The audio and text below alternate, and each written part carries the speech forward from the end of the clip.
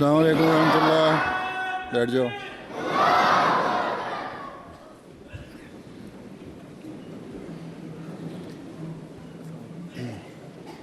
تکریم احمد صاحب تلاوت.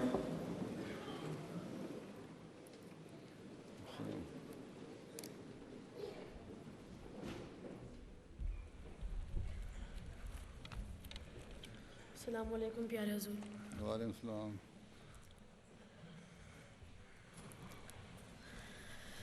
اعوذ باللہ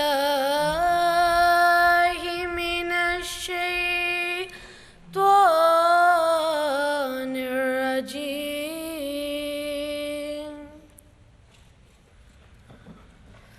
بسم اللہ الرحمن الرحیم. قل إن كنتم تحبون الله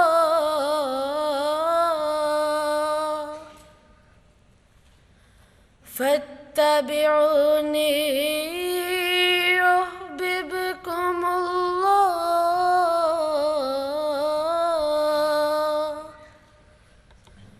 ويغفر لكم ذنوبكم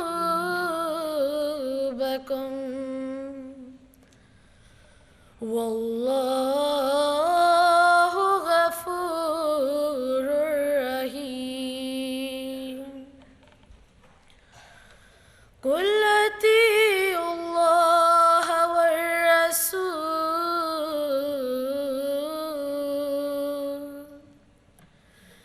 فإن تولوا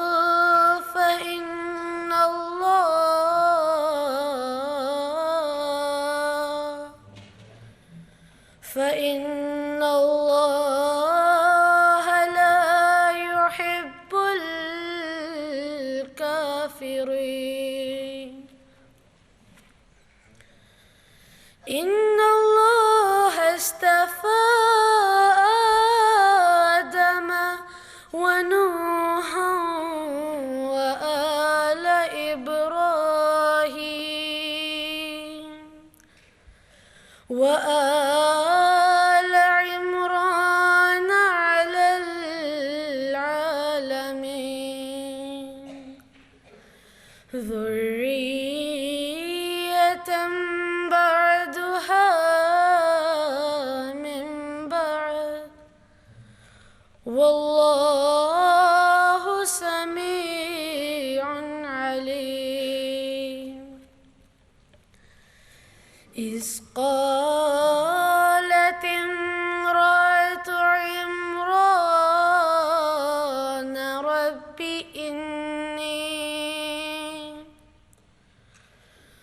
رب إني نذرت لك ما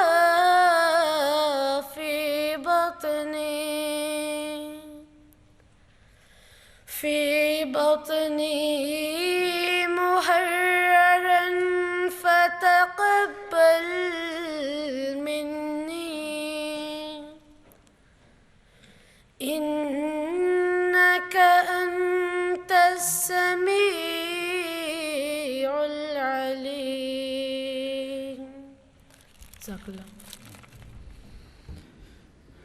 translation English translation Mubariz Ahmadi.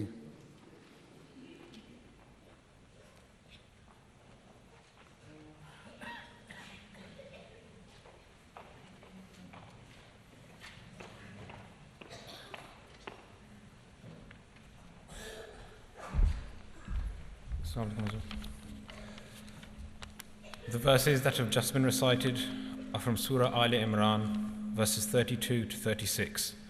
The English translation is as follows. I seek refuge with Allah from Satan the accursed, in the name of Allah, the gracious, the merciful. Say, if you love Allah, follow me. Then will Allah love you and forgive you your faults. And Allah is most forgiving, merciful. Say, obey Allah and the Messenger. But if they turn away, then remember that Allah loves not the disbelievers. Allah did choose Adam and Noah and the family of Abraham and the family of Imran above all peoples, a race correlated with one another, and Allah is all-hearing, all-knowing. Remember when the woman of Imran said, "My Lord, I have vowed to thee what is in my womb, to be dedicated to thy service. So do accept it of me. Verily, thou alone art all-hearing, all-knowing." Jazakallah. Adil Tayyib, Urdu translation.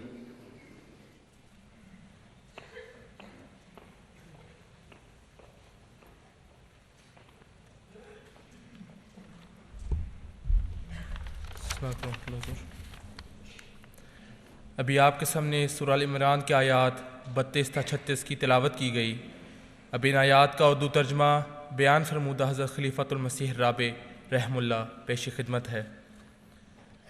میں پناہ چاہتا ہوں اللہ کی دھتکارے ہوئے شیطان سے، اللہ کے نام کے ساتھ جو بے انتہا رحم کرنے والا، بن مانگے دینے والا اور بار بار رحم کرنے والا ہے.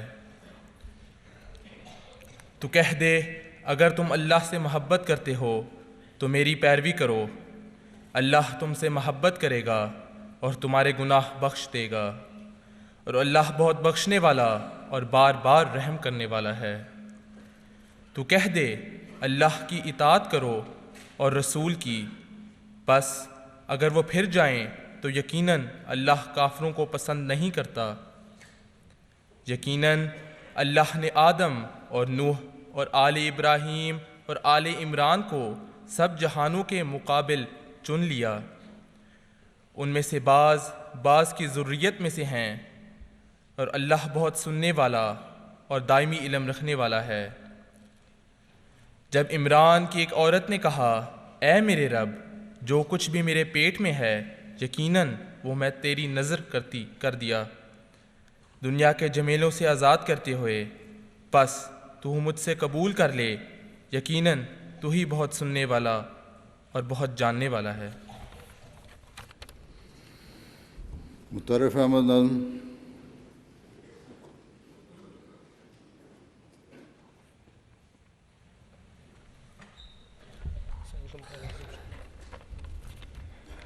کلام حضرت مسلم موعود رضی اللہ عنہ. میں اپنے پیاروں کی نسبت ہرگز نہ کروں گا پسند کبھی. وہ چھوٹے درجہ پہ راضی ہوں اور ان کی نگاہ رہے نیچی. ہے خواہش میری الفت کی تو اپنی نگاہیں اونچی کر. تدبیر کے جالوں میں مت پھنس کر قبضہ جا کے مقدر پر. میں واحد کا ہوں دل دادا اور واحد میرا پیارا ہے. گر تو بھی واحد بن جائے تو میری آنکھ کا تارا ہے. تو ایک ہو ساری دنیا میں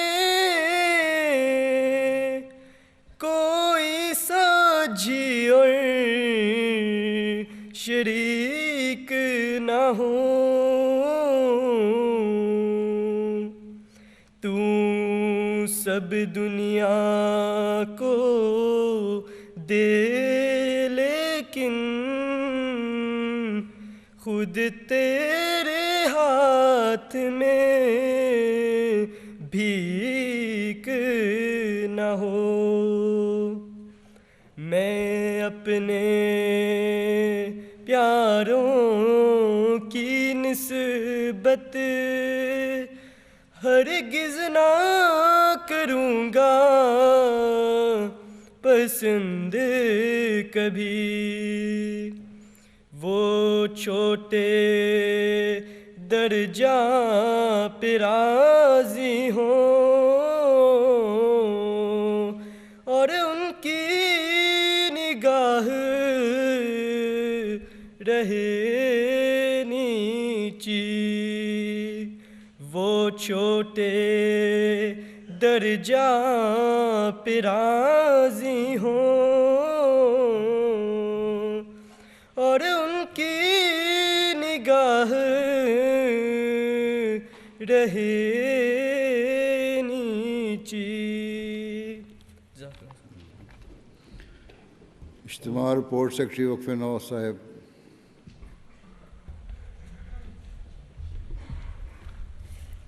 Bismillah ar-Rahman ar-Rahim. My dearest Hazrat, by the grace of Allah, we are coming to the close of this year's annual Waqf-e-nau Ijtema. The Ijtema was aimed at all Waqf-e-nau boys above the age of 7. Our records indicate that we have a total of 1,728 boys in this age group in the UK. To promote attendance at this Ijtema, we wrote each child a letter informing him of the event. We put up posters in each mosque and mission house.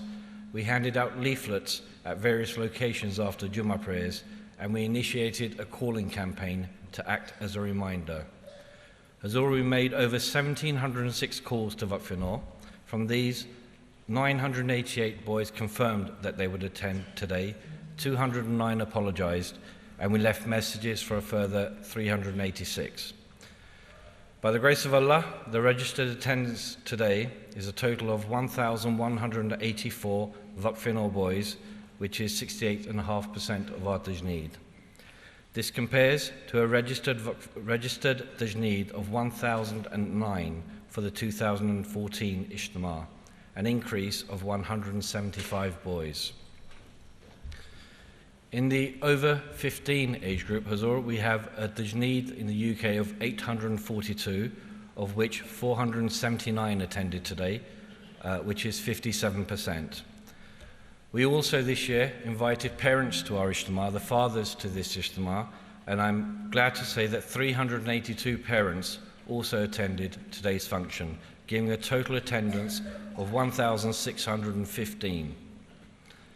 Registration and breakfast opened at 8 in the morning, and I chaired the opening session. Due to the ever-increasing numbers of Waqf-e-nau, we split the boys into 3 age groups, 7 to 11, 12 to 18, and 18 plus. The first event of the day for the youngest age group was a workshop run by the IEEE. They gave the boys an insight into the work they do around the world.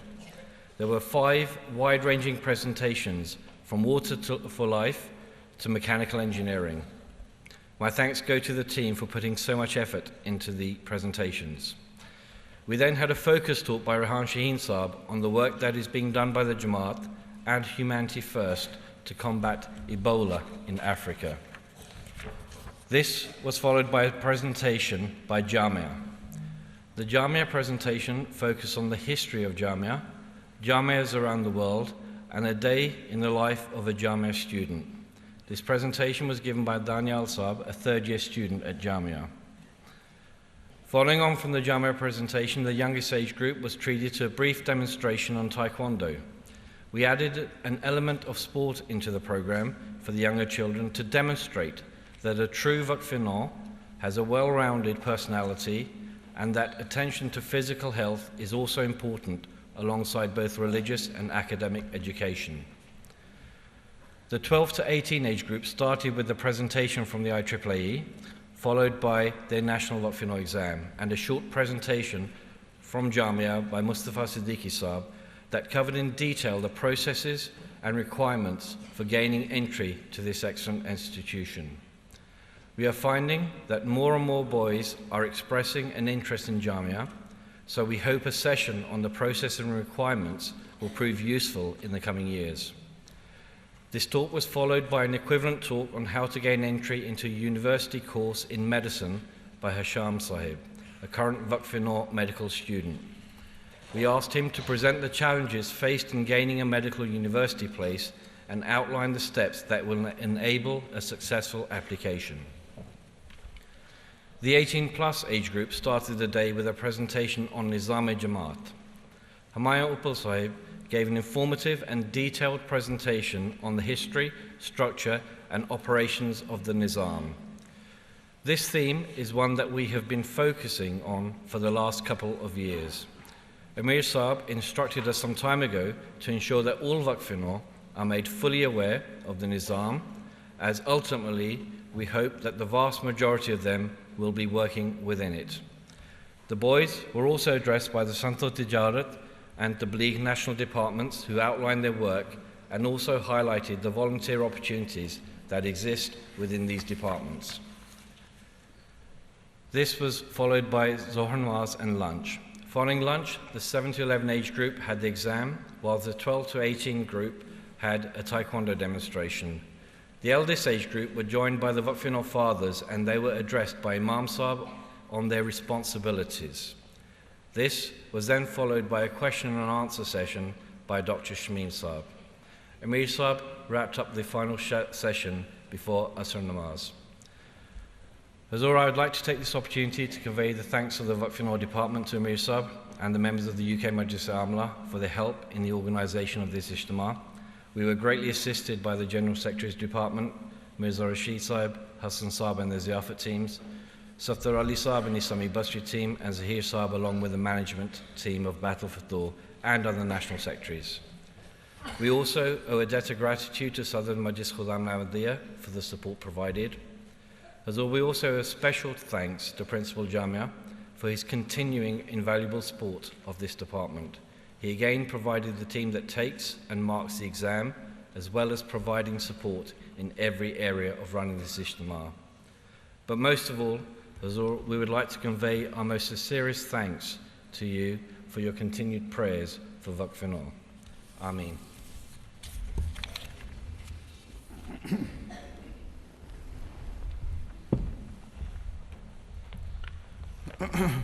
Assalamu alaikum wa rahmatullah.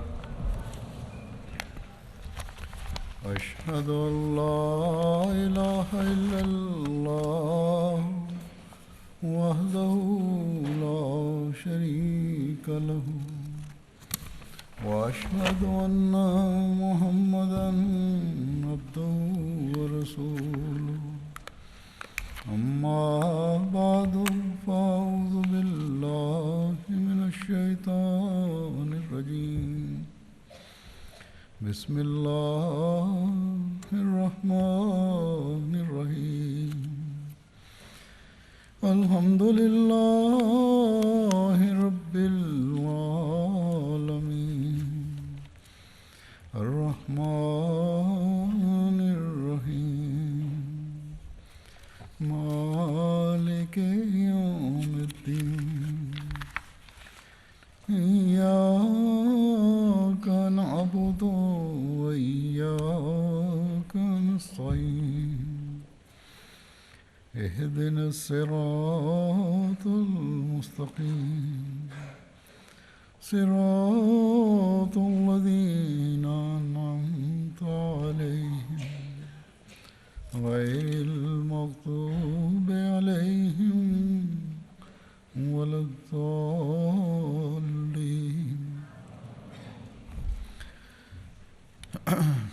With the grace of Allah the Almighty, today you have once more been enabled to participate in a Waqf-e-nau Ijtema. The purpose of holding these Ijtemas is to make you realize that you are a Waqf-e-nau. and thus to give you an opportunity to exceed other Ahmadi youth by acquiring greater knowledge regarding the teachings of the Jamaat. And then by implementing those teachings to a greater degree than others. Therefore, attending the Ijtema is not something you should take for granted, but rather you should realize it has a deep importance and significance. Before you were born, your parents made a pledge on your behalf to dedicate you for the services of the Jamaat. And a large proportion of you have now reached an age where you have confirmed and reiterated that pledge. And so I hope and expect that all of you who are seated before me today will make every effort to fulfill this pledge throughout your lives until your last breath. Today, I would like to speak to you on a few matters. First of all, a very important issue is that what did the promised Messiah expect from us? Every Ahmadi and a Waqf-e-nau in particular makes a pledge at the time of the Bai'at that they will give precedence to their faith over all worldly matters. Giving precedence to one's faith over worldly matters means that a person should always give priority to the commands and teachings of God over all worldly affairs. Therefore, the first objective of a Waqf-e-nau is to use and sacrifice all of his abilities, skills, and talents for the sake of serving his religion. One can give time and attention to worldly matters that have been permitted by Allah, but only after he has first given preference to his religious duties. It is quite possible that many of you among the Waqf-e-nau will not be taken into regular service by the Jamaat, as the Jamaat will say that for the time being they do not require your services. There will be a small proportion among the Waqf-e-nau whom the Jamaat will select to carry out regular service. However, those of you who are permitted to carry out worldly jobs should always keep in view that whenever you are called to serve the religion, whether as a volunteer or as a full-time worker, then you should immediately, without offering any excuse, present yourself for service. Then another huge responsibility upon you is that you should safeguard and protect your prayers, because Allah the Almighty has assigned the purpose of the creation of a man as the worship of God. And so, naturally, those who have pledged to sacrifice their entire life for the sake of God must especially establish the very highest standard of safeguarding their prayers. According to the teachings of Islam, for males, safeguarding one's prayers means to pray the 5 daily prayers on time and to make the greatest possible effort to pray it in congregation.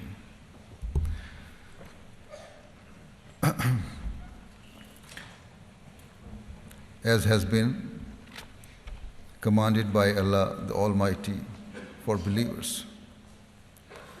Then, to read the Holy Quran daily is also very important for a true Muslim. But I have observed that some Waqf-e-nau even do not give attention to regularly reading the Holy Quran. Hence, you need to give constant heed to reciting the Holy Quran on a regular basis. However, you should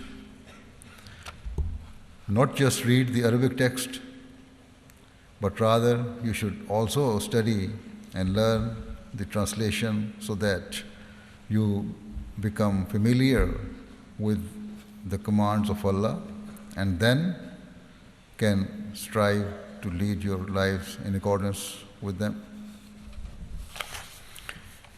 And when you lead your lives according to the commands of God, the Almighty Allah, many of the apparent vices and ills in you will be eradicated. Living here in the West, you will at times be drawn towards bad and immoral habits and tempted towards the evils of the society. And so, you must always focus on constantly saying istighfar in accordance with the guidelines and instructions given by Allah the Almighty. You should also strive to keep your minds and thoughts pure and unadulterated. And instead of succumbing to the influence of the society around you, you should try to influence the society you live in without any inferiority complex. You should explain to others the beautiful teachings of Islam. If you carry this out, you will be doing a huge service as Waqf-e-nau. There are now thousands of Waqf-e-nau, and therefore, if just each Waqf-e-nau within his own circle and environment discharges the responsibility of spreading the teachings of Islam, we can introduce the beautiful teachings of Islam through the Ahmadiyya Jamaat to a wide section of society. In today's world, Islam is being defamed as a result of the action of individuals who become radicalized and join extremist groups and organizations, which both preach extremism and carry out extremist acts. There are hundreds of youth who have left Britain and traveled to Iraq and Syria, where they have joined the so-called Islamic organizations, ISIS or IS. These deluded youth passionately believe they are going there to serve Islam, whereas in truth, their actions have no connection whatsoever with the teachings of Islam. The blame perhaps does not fall on the youth as much, considering they were given a wrong picture of Islam and taught about it in a certain way. As a result, these youth, after falling into the influence of these mistaken beliefs, then tried to act upon them. However, the youth in the Ahmadiyya Muslim Jamaat and the Waqf-e-nau youth in particular, right from childhood, are expected to learn the true teachings of Islam and are also taught its correct teachings. The true teachings of Islam can be ascertained from the Holy Quran alone. Thus, we have been bestowed with a great favor and blessing in this era, as we have been enabled to accept the Imam of the time, the Prophet Messiah, Islam, who has enlightened us with the correct teachings of Islam and the Holy Quran. Hence, when in these countries there are youth who, as a result of mistaken beliefs about Islamic teachings, commit barbaric and cruel atrocities, the Ahmadi youth, and in particular the Waqf-e-nau, should make great effort to acquire religious knowledge. Thus, wherever you may be, whether at school, college, university, or at work in a company, you should enlighten the world using this knowledge by conveying the true teachings of Islam. Waqf-e-nau must strengthen their faith, and this will only be possible when you learn the true teachings of the religion. So while you should read the translation of the Holy Quran, you should also read the books of the Prophet Messiah Islam. Certainly, you should at least make every effort to read the books of the Prophet Messiah Islam that have been translated into English, if you cannot read Urdu, because you will attain the true understanding and knowledge of the religion through them. Always remember the statement of the Prophet Messiah Islam, where he said, the member of our Jamaat should demonstrate their good examples. Anyone who is a part of our Jamaat and yet displays a bad example and shows weakness in his actions or belief is extremely unjust and cruel. Although this was the general expectation the Prophet Messiah Islam had of each and every member of the Jamaat, a Waqf-e-nau has pledged to dedicate his entire life for the sake of serving his religion.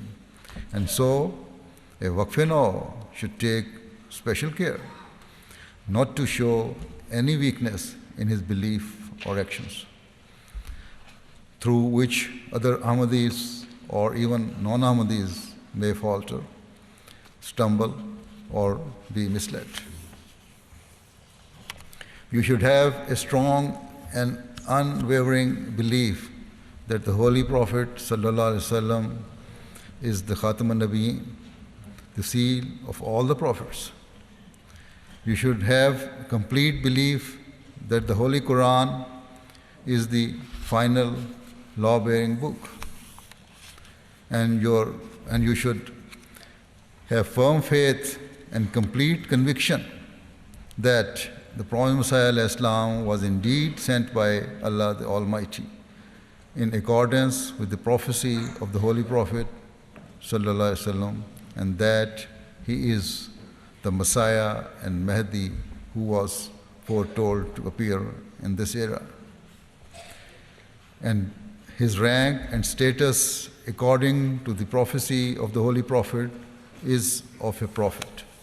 However, he is an Ummati Nabi and a non-law bearing prophet, as he brought no new law with him, but rather he came only to spread the law and message of the Holy Prophet sallallahu alaihi wasallam all over the world.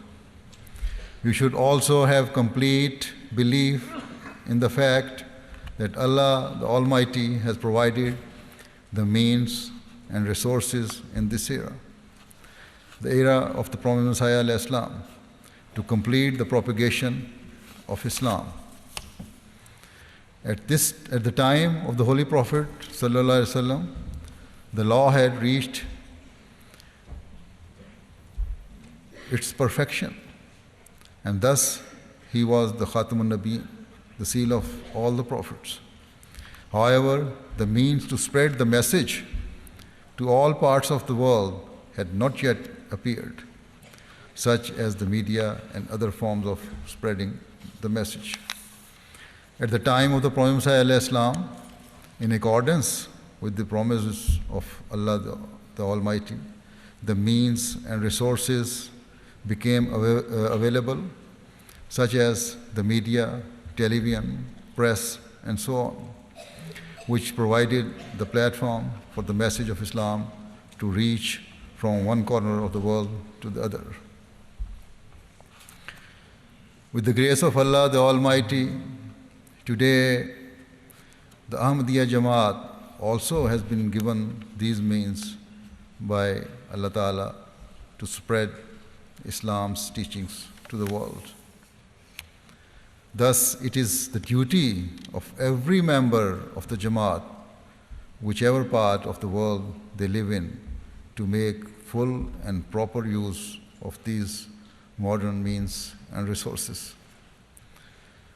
They should strive to propagate the message of Islam in all directions and in all parts of the world, and thus share in the blessings which Allah the Almighty has conferred upon us in this era.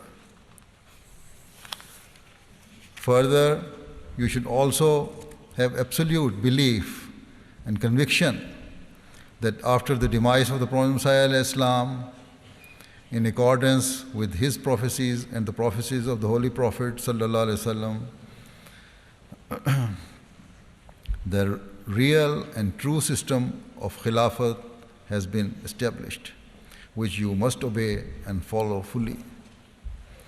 A very important means of fulfilling obedience to Khilafat and implementing the guidance of the Khalifa is in the shape of the great favor and blessings Allah the Almighty has established for us through MTA.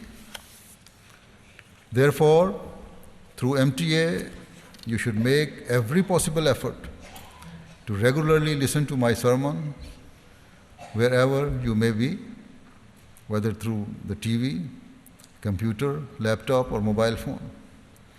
In this era, no one can justifiably make the excuse that they were unable to receive the message or teachings, as through the media and other means, everything is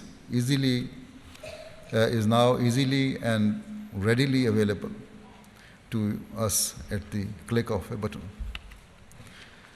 And so, in terms of the sermons, they can also be accessed easily in many different ways. You can watch the sermons on MTA through TV, or you can download it from the MTA website, or watch it through the MTA on-demand service.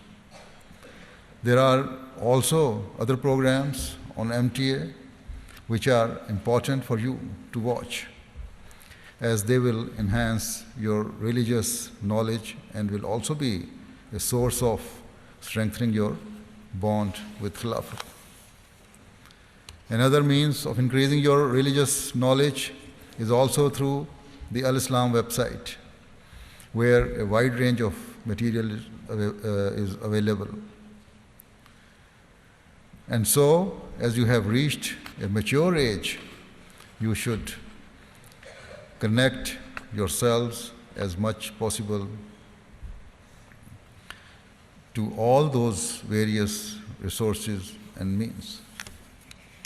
By doing so, while you should try to increase your knowledge, you should also use these means to strengthen your connection with Khilafat and discharge your responsibility of giving precedence to the faith over worldly affairs. Nowadays, there are countless programs on TV, websites,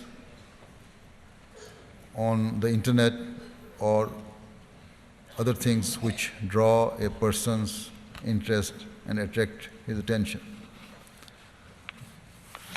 Using them never comes to an end. And so to say we have to finish or complete our worldly activities and engagements first and then watch MTA on TV or through streaming will mean that in reality you will never find time to watch MTA.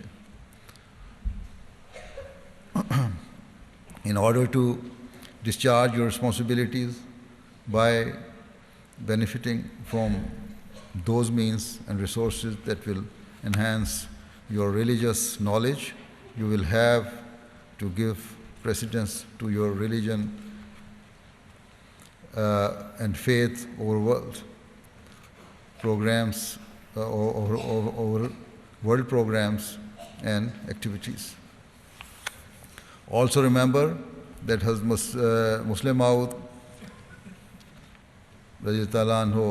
gave a motto for the youth of the Jamaat, which was, a nation cannot be reformed without first reforming its youth.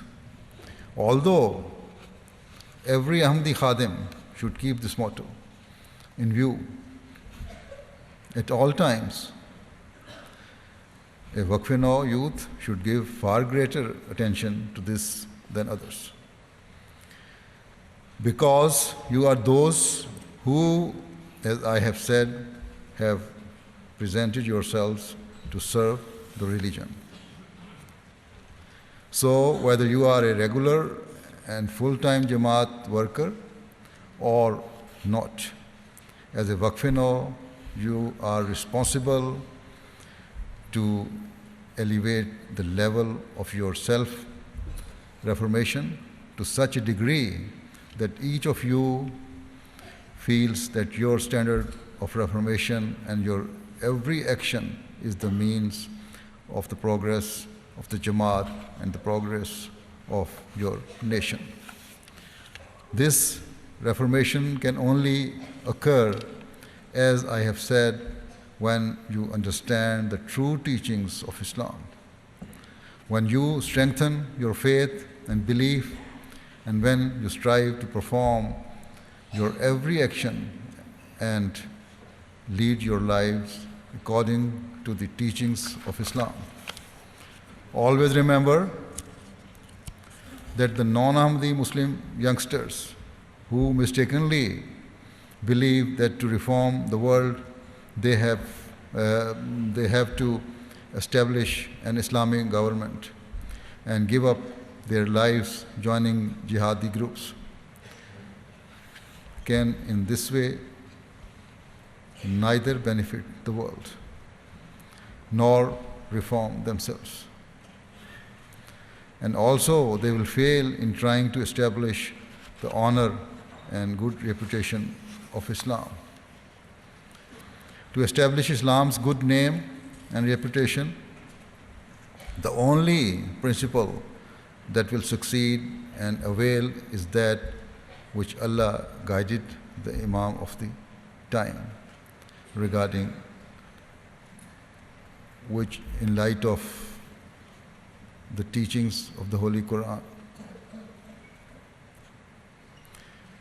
was to keep in view the two rights that man must discharge. The first right is to discharge the right of Allah with all the prerequisites. And the second is to strive to discharge the rights of God's creation using all of your strength and abilities. Therefore, today I will say to the Waqf-e-nau that you need to fully understand both these rights and to understand them. As I said before, you have to study and understand the Quran, the teachings of the Prophet Messiah alayhi Islam, and you must go on strengthening your relationship with Khilafat. If you do all of this, you will then be worthy of being called an excellent Waqf-e-nau.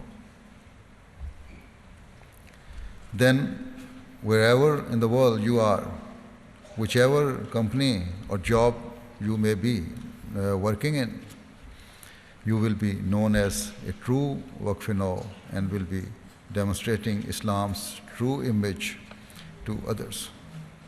And in this way, you will be discharging the right of your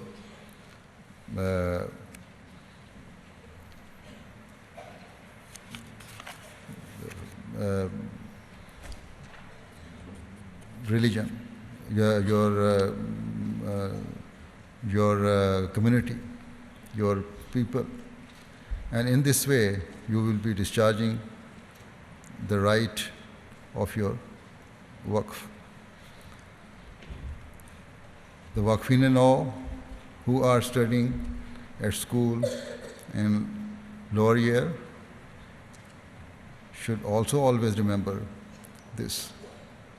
In this age of childhood, from the age of 10 upwards, in which Allah has made prayers obligatory, whatever you will learn at this age will benefit you for the rest of your lives. Do not consider the age of 10 to be a childish age. As Allah has said that prayers are obligatory at this age, and prayers are compulsory only when you are in an age of full consciousness and sense. Thus, this is not only an age of playing, but it is an age of where you can establish a relationship with Allah, strengthen your connection with the Jamaat, and enhance your bond of loyalty with Khilafat. Hence, give attention to these things from childhood. If you do all of this, then you will, inshallah, also progress and succeed in your education. Also, because when you will follow the commands of Allah, you will receive His rewards and blessings as well.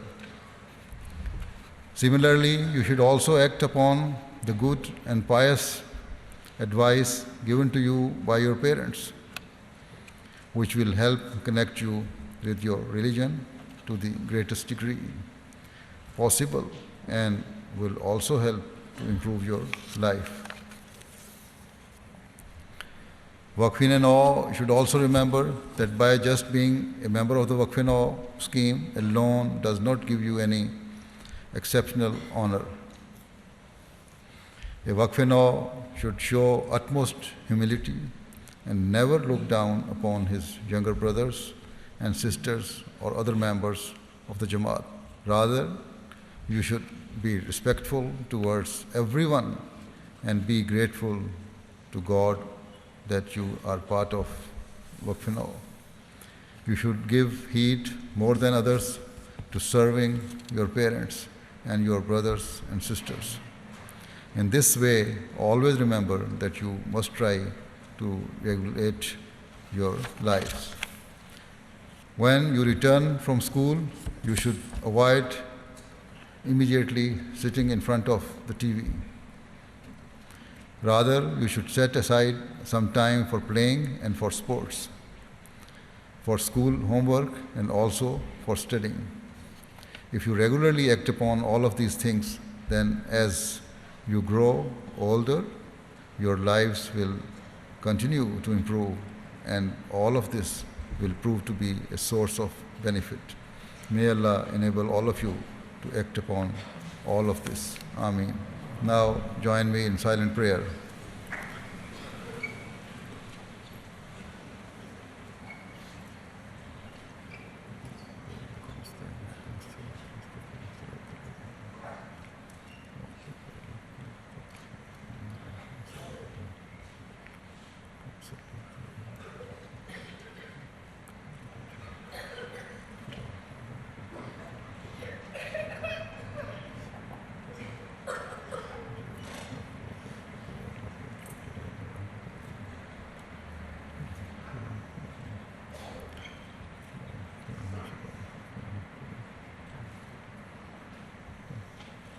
Ameen. Assalamu alaikum wa rahmatullah.